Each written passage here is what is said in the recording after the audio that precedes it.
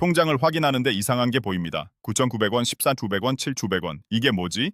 분명 쓴 기억이 없는데 매달 빠져나가고 있어요. 아, 맞다. 작년에 무료 체험 신청했던 그 서비스들. 근데 그게 벌써 1년이 넘었습니다. 계산해보니까 연간 40만 원 가까이 날아갔어요. 실제로 쓴 건 한두 번? 이게 바로 구독 서비스의 무서운 함정이거든요.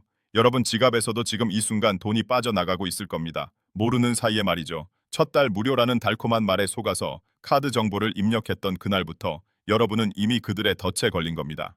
한국소비자원 통계 보면 무료 체험 관련 피해 신청이 매년 폭증하고 있어요.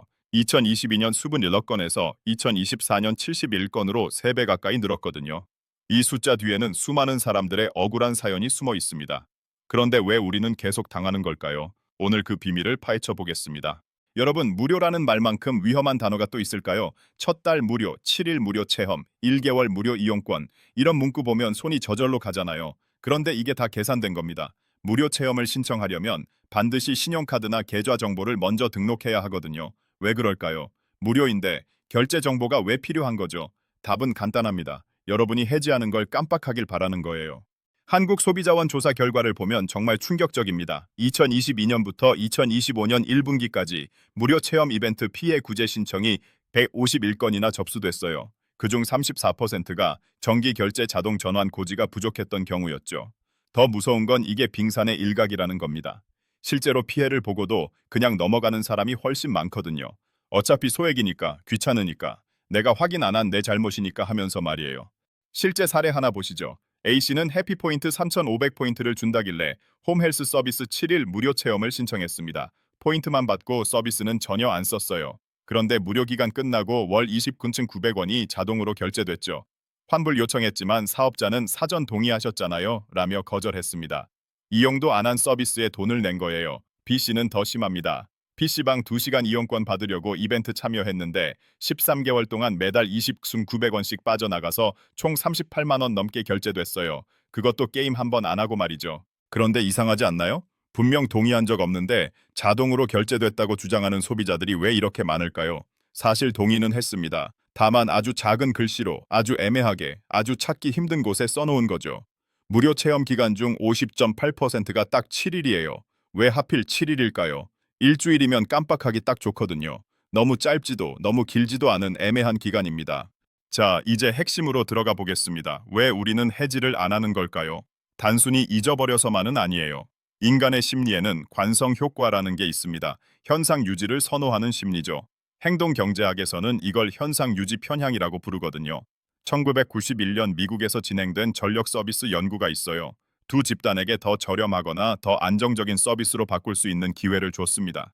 결과가 어땠을까요? 무려 58.3%가 그냥 현재 서비스를 유지하겠다고 답했어요. 더 좋은 조건인데도 말이죠. 이게 바로 구독 서비스가 노리는 지점입니다. 일단 가입만 시키면 절반 이상은 그냥 쓰거든요. 귀찮아서, 바빠서, 나중에 해야지 하다가 까먹어서 해지하려면 어떻게 해야 하는지 찾는 것부터가 일이잖아요. 로그인하고, 메뉴 들어가고, 설정 찾고, 또 어디 숨어있는 해지 버튼 찾고, 이 과정이 3단계만 넘어가도 사람들은 포기합니다. 실제로 서울시 조사에서 58.4%가 해지 과정에서 어려움을 겪었다고 답했어요. 더 무서운 건 습관 형성입니다. 넷플릭스를 예로 들어볼게요. 처음엔 무료 체험으로 시작했죠. 한두 편 보다가 재밌는 시리즈를 발견합니다. 시즌 1을 정주행했어요. 이제 넷플릭스는 여러분 저녁 루틴의 일부가 됐습니다. 퇴근하고 소파에 앉으면 자동으로 넷플릭스를 켜게 되죠. 이게 습관이에요. 습관이 되면 끊기가 어렵거든요. 스포티파이도 마찬가지입니다. 출퇴근길마다 듣던 플레이리스트, 운동할 때 틀던 그 노래들, 이미 여러분 삶 속에 녹아들었어요. 그런데 여기서 한 가지 더 치명적인 심리가 작용합니다. 바로 손실 회피 편향이죠. 노벨 경제학상을 받은 데니얼 카너먼이 밝혀낸 이론인데요. 인간은 이득을 얻을 때의 기쁨보다 손실을 볼 때의 고통을 2배 더 크게 느낀다고 합니다. 10만 원을 벌었을 때 느끼는 기쁨보다 10만 원을 잃었을 때 느끼는 고통이 훨씬 크다는 거예요. 구독 서비스 업체들은 이걸 정확히 알고 있습니다. 그래서 여러분이 해지 버튼을 누르려고 할 때 이런 문구를 띄워요. 정말 이 모든 혜택을 포기하시겠습니까? 무료 배송을 더 이상 이용할 수 없습니다. 광고 없는 음악 감상이 사라집니다. 프리미엄 콘텐츠 접근 권한이 종료됩니다. 보세요. 다 잃는다, 사라진다, 포기한다는 표현이죠. 얻는 게 아니라 잃는 거라고 강조하는 겁니다. 넷플릭스의 경우 정말 교묘해요. 해지하려고 하면 아직 결제일까지 며칠 남았는데 지금 해지하시겠어요? 라고 물어봅니다. 그러면 사람들은 그래, 어차피 이번 달 돈 냈으니까 끝까지 쓰고 다음 달에 해지하지 하고 생각하죠. 그런데 다음 달이 되면 또 까먹습니다. 스포티파이도 비슷해요. 해지 전에 광고 없는 음악, 무제한 스킵 기능, 오프라인 재생을 잃게 된다고 계속 알려주거든요. 이미 익숙해진 편안함을 포기하는 게 얼마나 아까운지 상기시키는 거죠. 연구 결과를 보면 정말 흥미롭습니다. 해지 과정에서 여러 단계를 거치게 만들었더니 42%가 해지를 미루거나 포기했어요. 그리고 이미 X개월이나 투자했잖아요 라는 메시지를 보여줬더니 해지 의향이 18%나 줄었습니다. 이게 바로 매몰 비용의 오류인데 이미 쓴 돈이 아까워서 계속 돈을 쓰게 되는 심리거든요. 구독 서비스는 이런 인간 심리의 약점을 정확히 파고듭니다. 그런데 더 악랄한 게 있어요. 바로 다크 패턴입니다. 이게 뭐냐면 사용자를 의도적으로 속이거나 혼란스럽게 만드는 인터페이스 설계를 말해요. 2010년부터 본격적으로 알려지기 시작했죠. 구독 서비스에서 가장 흔한 다크 패턴은 해지 버튼 숨기기입니다. 가입할 때는 화면 정중앙에 크고 선명한 버튼이 있어요. 그런데 해지하려면 설정 들어가서 계정 관리로 가서 스크롤 내려서 구독 정보 찾아서 또 하위 메뉴로 들어가야 합니다. 한 5단계는 거쳐야 해요. 서울시가 주요 구독 서비스 13개를 조사했는데 결과가 충격적이었어요. 92.3%가 반복 간섭 패턴을 사용하고 있었습니다. 해지하려고 하면 계속 정말요? 확실해요? 이 혜택들 괜찮으세요? 하면서 물어보는 거죠. 84.6%는 취소와 탈퇴를 방해하는 설계를 했고요. 69.2%는 소비자가 착각하도록 만드는 오인 유도 패턴을 사용했습니다. 예를 들면 구독 유지하기 버튼은 파란색으로 크게, 해지하기 버튼은 회색으로 작게 만드는 거예요. 쿠팡이 최근 논란이 됐죠. 탈퇴하려면 무려 8단계를 거쳐야 한다고 합니다. 로그인하고, 마이페이지 가고, 설정 들어가고, 계정 관리하고, 회원 탈퇴 찾고, 사유 선택하고, 혜택 확인하고, 최종 확인하고. 이 과정을 다 거쳐야 겨우 탈퇴가 돼요. 배달 이민족은 어떨까요? 마이배민 회원 정보 회원 탈퇴 신청 혜택 확인 최종 탈퇴 이렇게 6단계입니다. 멜론도 비슷해요. 내 정보 이용권 변경 및 해지 결제 방법, 변경 및 해지 신청 이용권, 해지 이렇게나 복잡하죠. 한국소비자원이 2023년에 38개 온라인 쇼핑몰을 조사했는데 14.5%가 취소와 탈퇴를 방해하는 다크 패턴을 사용하고 있었어요.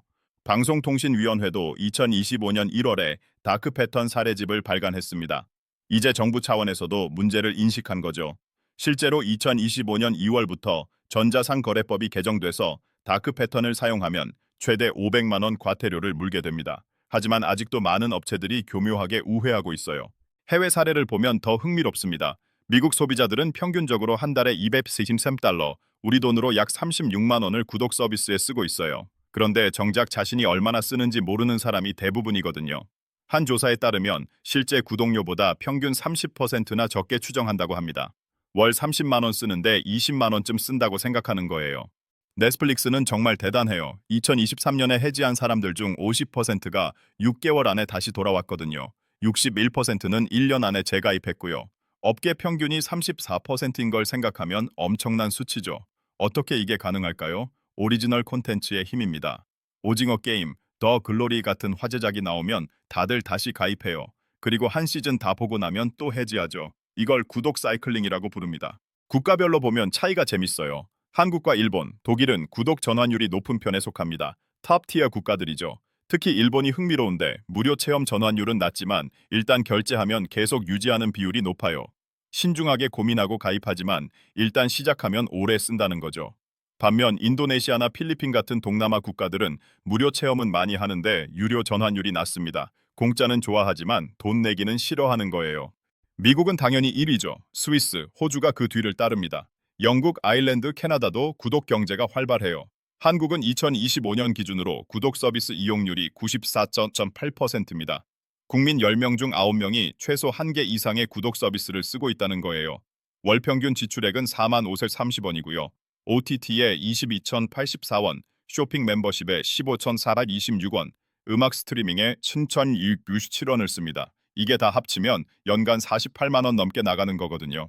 세대별로도 차이가 있어요. 30대가 월 평균 45,148원으로 가장 많이 쓰고 20대가 44,428원으로 그 뒤를 따릅니다. 20-30세대는 구독 서비스를 평균 6개에서 10개 정도 쓰는데 40-60세대는 3개에서 4개 정도만 쓰죠. 젊은 세대일수록 구독 서비스의 의존도가 높다는 겁니다. 그만큼 피해도 클 수밖에 없고요. 그런데 재밌는 건 구독 피로감도 같이 증가하고 있다는 거예요. 너무 많은 구독 서비스에 가입하다 보니 관리가 안 되는 거죠. 2025년 조사에 따르면 미국 소비자들은 평균 8.2개의 구독 서비스를 관리하고 있다고 합니다. 연간 1,416달러, 우리 돈으로 약 190만 원을 쓰는 거예요. 그런데 73%가 이걸 한 곳에서 통합 관리하고 싶다고 답했어요. 실제로 그렇게 하는 사람은 2%밖에 안 되지만요. 최근에는 번들 서비스가 인기를 끌고 있습니다. 디즈니 플러스, 훌루, 맥스를 묶어서 파는 거예요. 따로 가입하는 것보다 저렴하고 관리하기도 편하거든요. 이 번들 서비스는 3개월 후 유지율이 80%나 됐어요. 넷플릭스의 신규 가입자 유지율을 넘어선 거죠. 소비자 입장에서는 여러 개 따로 관리하는 것보다 하나로 합쳐진 게 훨씬 편하니까요. 구독료 인상도 큰 문제입니다. 유튜브 프리미엄이 2023년 말에 1,450원에서 14,900원으로 43%나 올랐어요. 쿠팡 와우도 2,500원에서 7,890원으로 2배 넘게 뛰었죠. 처음에는 저렴하게 고객을 모으고 시장 점유율을 확보한 다음에 가격을 올리는 겁니다. 이미 습관이 된 사람들은 가격이 오르더라도 쉽게 떠나지 못하거든요. 이걸 구독플레이션이라고 부릅니다. 그렇다면 우리는 어떻게 해야 할까요? 먼저 무료 체험을 신청하기 전에 반드시 해지 경로를 확인하세요. 어떻게 해지하는지 모르면 가입하지 마세요. 실제로 해지 과정을 한번 연습해보는 것도 좋습니다. 그리고 무료 체험 종료일을 달력에 표시해두세요. 스마트폰 알림으로 설정하는 게 가장 확실해요. 무료 기간 끝나기 1일 전에 알림이 오도록 만드는 겁니다. 정기 결제 내역을 주기적으로 확인하는 습관도 중요해요. 한 달에 한 번씩 카드 명세서나 통장 거래 내역을 보면서 어떤 구독 서비스에 돈이 나가는지 체크하세요. 쓰지 않는 서비스는 바로 해지하고요. 앱을 삭제한다고 해서 구독이 취소되는 게 아니거든요. 반드시 정식으로 해지 신청을 해야 합니다. 정말 필요한 서비스만 남기는 것도 중요합니다. 넷플릭스, 유튜브 프리미엄, 스포티파이, 쿠팡 와우, 네이버 플러스, 멜론, 밀리의 서재, 뉴욕타임스, 커피 구독, 꽃 구독까지. 이렇게 하나씩 가입하다 보면 월 10만 원이 훌쩍 넘어가요. 진짜 매일 쓰는 서비스가 몇 개나 될까요? 한 달에 한 번도 안 쓰는 서비스는 과감하게 정리하세요. 대안도 있습니다. 가족이나 친구들과 계정을 공유하는 거예요. 넷플릭스는 최대 4명까지 동시 시청이 가능하거든요. 4명이서 나눠 쓰면 1인당 부담이 확 줄어들죠. 물론 최근에는 계정 공유를 제한하는 정책들이 나오고 있긴 하지만요. 스포티파이 패밀리 플랜처럼 가족 단위로 제공되는 서비스를 활용하는 것도 방법입니다. 일시 정지 기능을 활용하는 것도 좋아요. 요즘 많은 OTT 서비스들이 일시 정지 기능을 제공합니다. 완전히 해지하는 게 아니라 한두 달 쉬었다가 다시 시작할 수 있는 거예요. 보고 싶은 콘텐츠가 없을 때는 잠시 멈춰두고 새로운 시즌이 나오면 다시 재개하는 겁니다. 넷플릭스도 구독 일시 중지 옵션을 제공하기 시작했어요. 광고형 요금제로 전환하는 것도 방법입니다. 넷플릭스는 기본 요금제가 13,500원인데 광고형은 5,500원이에요. 광고 몇 개 보는 거 괜찮다면 월 8,000원을 아낄 수 있죠. 디즈니 플러스도 광고형 요금제를 제공하고 있고요. 돈을 아끼는 게 목적이라면 이런 선택도 나쁘지 않습니다. 구독 관리 앱을 사용하는 것도 추천해요. 로켓머니나 트루빌 같은 앱들은 여러분의 은행 계좌와 연동해서 어떤 구독 서비스를 쓰고 있는지 자동으로 파악해줍니다. 월별 지출 내역도 한눈에 보여주고요. 앱 내에서 바로 해지할 수도 있어요. 까먹고 있던 구독 서비스를 발견하는데 정말 유용하죠. 가장 중요한 건 의식적인 소비입니다. 첫 달 무료라는 말에 현혹되지 마세요. 무료는 없어요. 결국 다 돈 내고 쓰게 되어 있거든요. 정말 필요한 서비스인지, 매일 쓸 서비스인지 냉정하게 판단하세요. 한 달에 한 번 쓸까 말까, 한 서비스라면 가입하지 마세요. 필요할 때만 1개월 단위로 끊어서 쓰는 게 훨씬 경제적입니다. 기억하세요. 구독 서비스 업체들은 여러분의 귀찮음을 이용해서 돈을 법니다. 관성, 습관, 손실 회피, 다크 패턴, 이 모든 게 계산된 전략이에요.